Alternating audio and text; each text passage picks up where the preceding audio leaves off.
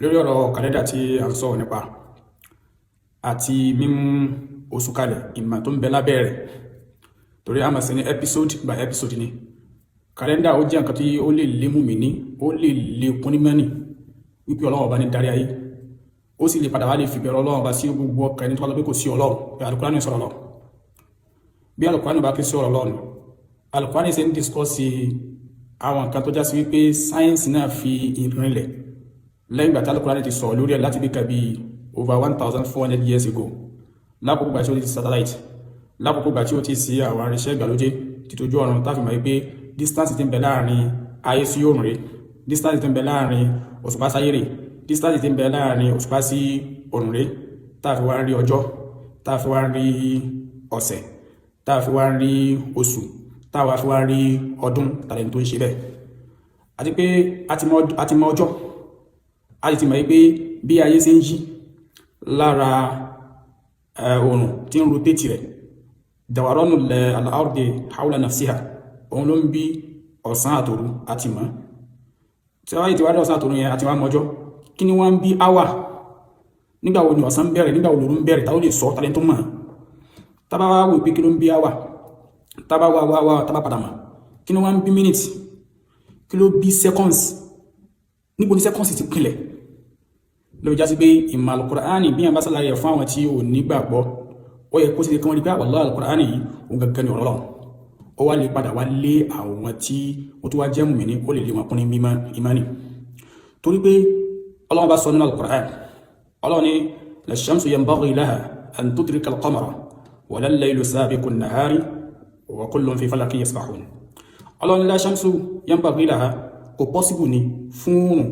an tudrika al-qamara, ipò wọn lè pàgbó ṣùpá, wa la-laylu sabiqu an-nahari, kò tún wá possible náà fún òru náà kóhun náà wá tó wá lóhun síwájú ọ̀sán, wa kullun fi falakin yasbahun. Ọlọ́run ní àtòrùn àtòṣùpá àti inú planet ayé tàwà yìí, gbogbo ẹ̀ náà gbogbo ẹ̀ ń bẹ nínú space tí wọ́n swim. Ọlọ́run bá sọ pé kullun fi falakin yasbahun yìí, ó kó nǹkan púpọ̀ sínú, ó kó ní tó lè ká ìmọ̀ èèyàn, ó tó nǹkan tó lè ká ìmọ̀ tí ń bẹ lára èèyàn tó lè ká lágaraga. Al-Qur'ani yìí èèyàn kọ́ ló kọ́, ẹni tó ń sàlàyé kìíní yóò jáde pé ẹni tó dáni lè ti sọ́lọ̀. Torí pé ayé yíyí táyé ń yíyẹn,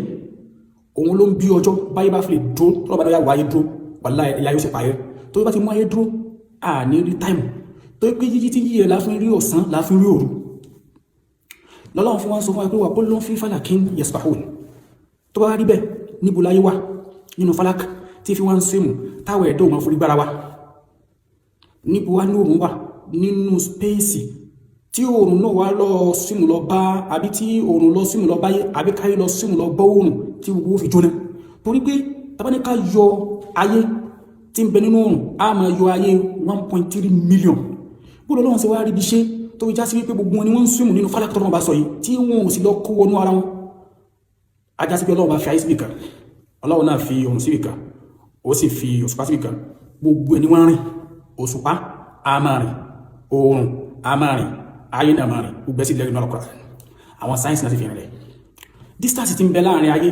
sí oòrùn, bàtà àwọn scientists tí wọ́n calculate rẹ̀ tí wọ́n wò, wọ́n yóò kó yọ pé 149.6 million kilometer ni. Táwọn kan sọ pé 150 million kilometer ni. Àwọn kan sọ pé 150 million kilometer ni. Tí ó máa correspond sí 93 miles. Táwọn ní káàkà, Ọlọ́wà ní kọ́yá distance tó gbọdọ̀ máa wà láàrin ayé sí ọ̀run. Torí pé òun tóbi gan. Bí ayé bára wa sún síwájú díẹ̀, omi tó ń sàn nínú ayé yìí ó lè gbóná wọ́lọ́dì, àwa gan fúnra wa lè jóná. Ọlọ́run wa perfect rẹ̀ wípé ayé move, báyé sí move yẹn wallahi ọ̀run náà move, distance wọn sì dínkù. Báyé tó bá tún wá sún sẹ́yìn kó níbi tí ó wà yẹn, ogun tó ń jẹ́ odò ilé ayé ó lè di ice lójijì,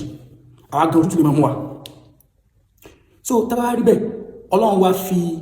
ayé síbi àyè tó fi ń dájú fún ẹ̀dá láti gbé, táwọn scientists tí wọ́n ń pè ní Goldilocks zone. In tó mọ̀ jẹ́ ẹ̀rí fún Goldilocks zone yìí, òun náà ni gbólóhùn Ọlọ́run bá tọ́lọ́run bá sọ́tọ̀ Rahman pé wal arda wada'aha lil anam. Ọlọ́run wá gbé ayé kalẹ̀ lil anam fún living beings.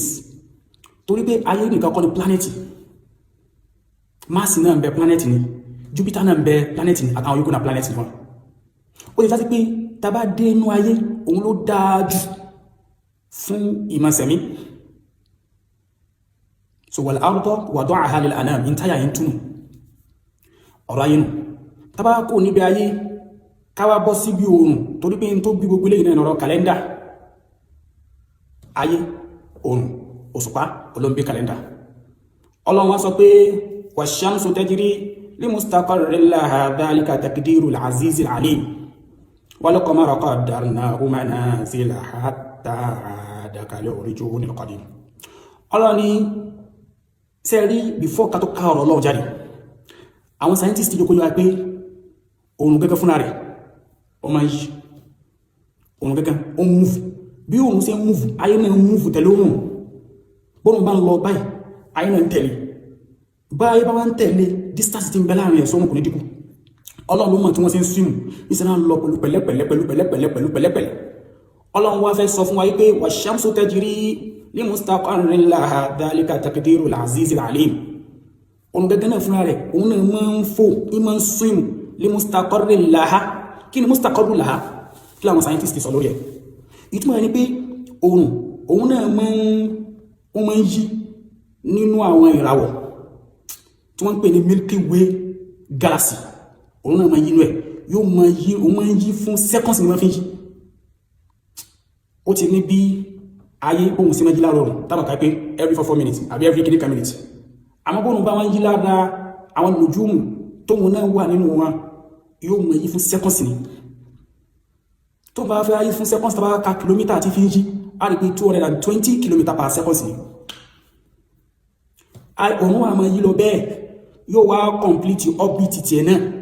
yóò complete fún bí yóò complete about 225 million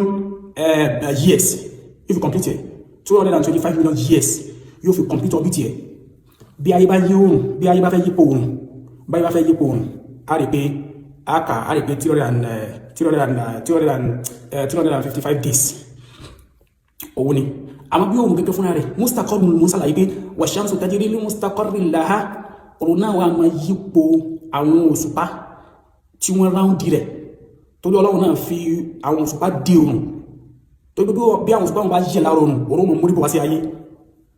gbogbo tí ń jẹ́ ayé lè parun so tàbá fi oòrùn kalẹ̀ káwá bọ́ síbi òṣùpá kí ni ìwúlò òṣùpá fún ayé èyí sì tó láti pé aráyé àrí òṣùpá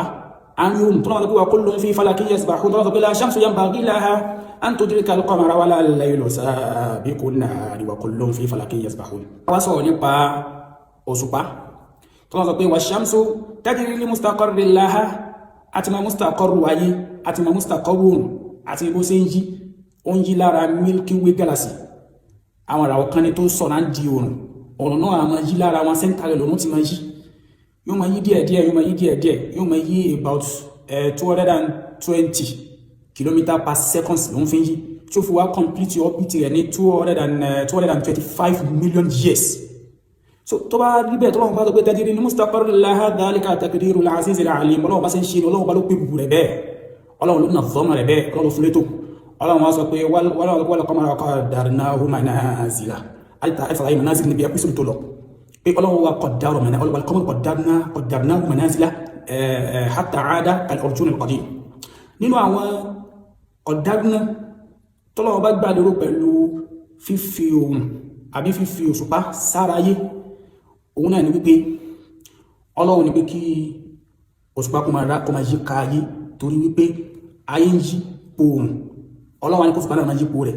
ìyípo ayé tí òṣùpá yípo ayé òun ni oríkáyé máa yí gan